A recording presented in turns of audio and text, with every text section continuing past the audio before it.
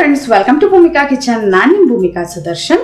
ಇವತ್ತು ಮತ್ತೊಂದು ಚಿತ್ರಾನ್ನದ ರೆಸಿಪಿ ಜೊತೆ ಬಂದಿದ್ದೀನಿ. ಕರ್ಬೇವಿನ ಸೊಪ್ಪಿನ ಚಿತ್ರಾನ್ನ ನೋಡಿದ್ರಲ್ಲ, ಎಷ್ಟು ಹುಡುಗುಡಿಯಾಗಿ ಎಷ್ಟು ಚೆನ್ನಾಗಿದೆ ಅಂತ ಅಂದ್ಬಿಟ್ಟು. ಟೇಸ್ಟ್ ಅಂತೂ ಅದ್ಭುತವಾಗಿದೆ. ಈ ಗೊಜ್ಜನ್ನು ನೀವು ರೆಡಿ ಮಾಡಿಟ್ಕೊಂಡ್ರೆ ಅನ್ನಕ್ಕೆ ನೀವು ಯಾವಾಗ ಬೇಕಾದರೂ ಕಲಸಿ ಕೊಡ್ಬೋದು. ಬನ್ನಿ ಮಾಡೋದು ಹೇಗೆ ಅಂತ ತೋರಿಸ್ಕೊಡ್ತೀನಿ. ಮಿಕ್ಸರ್ ಜಾರ್ ಒಳಗಡೆ ಅರ್ಧ ಕಪ್ಪು ಹಸಿ ತೆಂಗಿನಕಾಯಿ, 1 ಹಿಡಿ ಕರಿಬೇವಿನ ಸೊಪ್ಪು,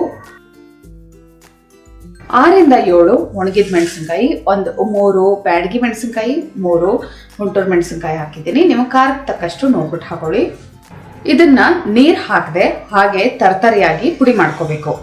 ತೆಂಗಿನಕಾಯಲ್ಲಿರುವಂಥ ನೀರಂಶನೇ ಸಾಕು. ನೋಡಿ, ಇಷ್ಟು ಪುಡಿಯಾಗಿದೆ. ಇವಾಗ ಒಗ್ಗರಣೆ ಹಾಕೊಳ್ಳೋಣ.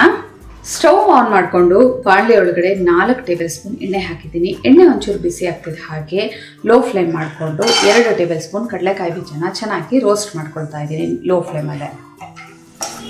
ಫ್ಲೇಮಲ್ಲೇ ಇದು ಒಳ್ಳೆ ಚೆನ್ನಾಗಿ ಘಮ ಬರೋವರೆಗೂ, ಚೆನ್ನಾಗಿ ರೋಸ್ಟ್ ಆಗೋವರೆಗೂ ಫ್ರೈ ಮಾಡ್ಕೊಂಡಿದ್ದೀನಿ. ಇವಾಗ ಈ ಕಡಲೆಕಾಯಿ ಬೀಜನೆಲ್ಲ ಒಂದು ಬೌಲ್ಗೆ ಟ್ರಾನ್ಸ್ಫರ್ ಮಾಡ್ಕೊಳ್ತೀನಿ. ನೀವು ಬೇಕಾದರೆ ಹೀಗೆ ಒಗ್ಗರಣೆ ಕಂಟಿನ್ಯೂ ಮಾಡ್ಕೋಬೋದು. ಇದೇ ಥರ ಕಂಟಿನ್ಯೂ ಮಾಡಿಕೊಂಡ್ರೆ ಕಡಲೆಕಾಯಿ ಬೀಜ ಎಲ್ಲ ಮೆತ್ತಗಾಗಿ ಹೋಗುತ್ತೆ. ಅದಕ್ಕೋಸ್ಕರ ನಾನು ಈ ಥರ ಮಾಡ್ತಾ ಇದ್ದೀನಿ. ಕಡಲೆಕಾಯಿ ಬೀಜ ಎಲ್ಲ ಎತ್ತಿಟ್ಕೊಂಡ ನಂತರ ಅದೇ ಎಣ್ಣೆಗೆ ಸಾಸಿವೆ ಅರ್ಧ ಟೀ ಸ್ಪೂನ್, ಕಡಲೆಬೇಳೆ 1 ಟೀ ಸ್ಪೂನ್, ಉದ್ದಿನಬೇಳೆ 1 ಟೀ ಸ್ಪೂನ್, ಸಾಸಿವೆ ಚೆನ್ನಾಗಿ ಸಿಡಿಯೋದಕ್ಕೆ ಶುರು ಆಗ್ತಿದೆ ಹಾಗೆ 2 ಒಣಗಿದ ಮೆಣಸಿನ್ಕಾಯಿ ಜೊತೆಯಲ್ಲೇ ಈರುಳ್ಳಿ ಹಾಕೊಂಡ್ಬಿಡೋಣ. ಮೆಣಸಿನ್ಕಾಯಿ ಒಂದ್ಸಲ ಮಿಕ್ಸ್ ಮಾಡಿಕೊಂಡು ದಪ್ಪ ಸೈಜ್ದು 1 ಈರುಳ್ಳಿ ಸ್ಲೈಸಸ್ ಥರ ಕಟ್ ಮಾಡ್ಕೊಂಡಿದ್ದೀನಿ. ಜೊತೆಯಲ್ಲೇ 1 ಗರಿ ಕರಿಬೇವಿನ ಸೊಪ್ಪು.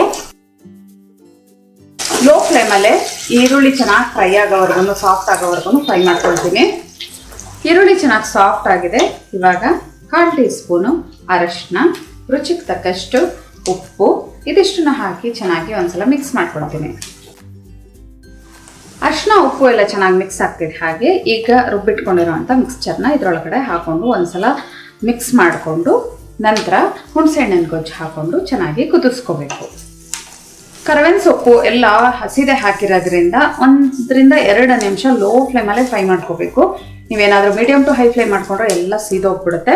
ಒಳ್ಳೆ ಘಮ ಬರ್ತಾ ಇದೆ. ಇವಾಗ ಒಂದು ಅರ್ಧ ಮುಕ್ಕಾಲು ಕಪ್ ನೀರಿಗೆ ಗೋಲಿ ಗಾತ್ರದ ಹುಣಸೆಹಣ್ಣ ಹಾಕೊಂಡು ಚೆನ್ನಾಗಿ ರಸ ತಗೊಂಡಿದ್ದೀನಿ. ಇದನ್ನ ಇವಾಗ ಚೆನ್ನಾಗಿ ಕುದಿಸ್ಕೊಳ್ಳೋಣ. ಏನಿಲ್ಲ ಅಂದ್ರೆ ಒಂದು 3 ರಿಂದ 4 ನಿಮಿಷ ಚೆನ್ನಾಗಿ ಕುದಿಸ್ಕೋಬೇಕು. ಇದನ್ನ 4 ರಿಂದ 5 ನಿಮಿಷ ಮೀಡಿಯಂ ಟು ಲೋ ಫ್ಲೇಮಲ್ಲೇ ಕುದಿಸ್ಕೊಂಡಿದ್ದೀನಿ. ನೋಡಿ, ಅದರಲ್ಲಿ ಹುಣಸೆಹಣ್ಣಿನ ರಸ ಎಲ್ಲ ಅದು ಗೊಜ್ಜೊಳಗೆ ಚೆನ್ನಾಗಿ ಹಿಡಿದು ಎಣ್ಣೆ ಬಿಡ್ತಾ ಇದೆ ಅಂತ, ಲೈಟಾಗಿ ಎಣ್ಣೆ ಬಿಡ್ತಾ ಇದೆ ಅಂತ ಸುದರ್ಶನ್ ಹೇಳ್ತಾ ಇದ್ದಾರೆ. ನಾನು ಹಿಂಗೆ ಮಿಕ್ಸ್ ಮಾಡ್ತಾ ಇದ್ರೆ ಈ ಗೊಜ್ಜು ಏನಾಗ್ತಿದೆ ಅಂದರೆ ಪಾತ್ರೆ ಬಿಟ್ಟು ಬರ್ತಾ ಇದೆ. ಅಂದರೆ ಒಂದ್ಸಲ ಹಿಂಗಂದ್ರೆ ಸಾಕು, ಒಂದು ಗುಡ್ಕೋತಾ ಇದೆ. ನನಗಿಷ್ಟು ಏನು ಗೊಜ್ಜು ಬೇಕಾಗಿಲ್ಲ. ಇದರಲ್ಲಿ ಅರ್ಧ ಗೊಜ್ಜನ್ನ ಎತ್ತಿಟ್ಕೊಳ್ತೀನಿ ಒಂದು ಬೌಲಲ್ಲಿ. ಬೇರೆ ಇನ್ನೊಂದ್ಸಲ ಕಲಿಸ್ಕೋಬೋದು. ಅರ್ಧದಷ್ಟು ಗೊಜ್ಜನ್ನ ಎತ್ತಿಟ್ಬಿಟ್ಟಿದ್ದೀನಿ. ನೋಡಿ, ಇವಾಗ ಇದಕ್ಕೆ 1 ಕಪ್ ಅಷ್ಟು ಸೋನಾ ಮಸೂರಿ ಅಕ್ಕಿಯಲ್ಲಿ ಅನ್ನ ಮಾಡಿಟ್ಕೊಂಡಿದ್ದೆ. ಅನ್ನ ಮಾಡೋ ಟೈಮಲ್ಲೇ ಒಂಚೂರು ಉಪ್ಪು ಹಾಕ್ಬಿಟ್ಟು ಮಾಡ್ಕೊಂಡಿದ್ದೆ. ಆವಾಗ ತುಂಬ ರುಚಿಯಾಗಿರುತ್ತೆ, ಹುಡುಗಿಯಾಗಿರಬೇಕು. ಆವಾಗ ಚಿತ್ರಾನ್ನಗಳು ಯಾವಾಗಲೂ ಚೆನ್ನಾಗಿರುತ್ತೆ. ಇವಾಗ ಸ್ಪ್ಯಾಚುಲಾದಲ್ಲಿ ಒಂದ್ಸಲ ಹಿಂಗೆ ಮಿಕ್ಸ್ ಮಾಡ್ಕೊಳ್ತೀನಿ, ತುಂಬ ಬಿಸಿ ಇರೋದ್ರಿಂದ. ನಂತರ ಕೈಯಲ್ಲೇ ಚೆನ್ನಾಗಿ ಮಿಕ್ಸ್ ಮಾಡ್ಕೊಳ್ತೀನಿ ನಾನು. ಈ ಅನ್ನಕ್ಕೆ ಗೊಜ್ಜು ಎಷ್ಟು ಬೇಕಾಗುತ್ತೆ ಅಷ್ಟು ಹಾಕೊಂಡು ಚೆನ್ನಾಗಿ ಮಿಕ್ಸ್ ಮಾಡ್ಕೊಂಡಿದ್ದೀನಿ. ಕೊನೆಯಲ್ಲಿ ನೋಡಿ, ಈಗ ಕಡಲೆಕಾಯಿ ಬೀಜ ಹಾಕೊಳ್ತಾ ಇದ್ದೀನಿ. ಇದಕ್ಕೋಸ್ಕರನೇ ನಾನು ಕಡಲೆಕಾಯಿ ಬೀಜನ ಸಪ್ರೇಟ್ ಎತ್ತಿಟ್ಕೊಂಡಿದ್ದು. ಗೊಜ್ಜು ಜೊತೆ ಹಾಗೆ ಬಿಟ್ಬಿಟ್ರೆ ಸಾಫ್ಟ್ ಆಗಿಬಿಡುತ್ತೆ. ನಾವು ಎಕ್ಸ್ಟ್ರಾ ಗೊಜ್ಜು ಎತ್ತಿಟ್ರು ಅದರಲ್ಲೇ ಇದ್ದಾಗ ಕಡಲೆಕಾಯಿ ಬೀಜ ಎಲ್ಲ ಮೆತ್ತಗಾಗ್ಬಿಡುತ್ತೆ ಅಂತ. ನೋಡಿ, ಈ ಥರ ಎಲ್ಲ ಈವನ್ ಆಗಿ ಮಿಕ್ಸ್ ಮಾಡಿಕೊಂಡೆ. ಇನ್ನು ಎಷ್ಟು ಗೊಜ್ಜು ಮಿಕ್ಕಿದೆ ಅಂತ ನಾನು ನಿಮಗೆ ತೋರಿಸ್ತೀನಿ. ನೋಡಿ, ಇಷ್ಟು ಗೊಜ್ಜಿದೆ. ಇವಾಗೇನು ಅನ್ನ ಕಲಸಿದ್ದೀನಲ್ಲ, ಪುನಃ ಇನ್ನಿಷ್ಟು ಅನ್ನ ಕಲಿಸ್ಬೋದು ನಾನು. ಅಷ್ಟು ಚಿತ್ರಾನ್ನದ ಗೊಜ್ಜು ಮಿಕ್ಕಿದೆ. ನೋಡಿದ್ರಲ್ಲ ಎಷ್ಟು ಸಿಂಪಲ್ ಆಗಿ ಎಷ್ಟು ರುಚಿಯಾಗಿರೋವಂಥ ಕರಿಬೇವಿನ ಸೊಪ್ಪಿನ ಚಿತ್ರಾನ್ನ ಮಾಡ್ಬೋದು ಅಂತ. ಎಷ್ಟೊಂದು ವೆರೈಟಿಗಳ ಚಿತ್ರಾನ್ನ ಮಾಡಿದ್ದೀನಿ.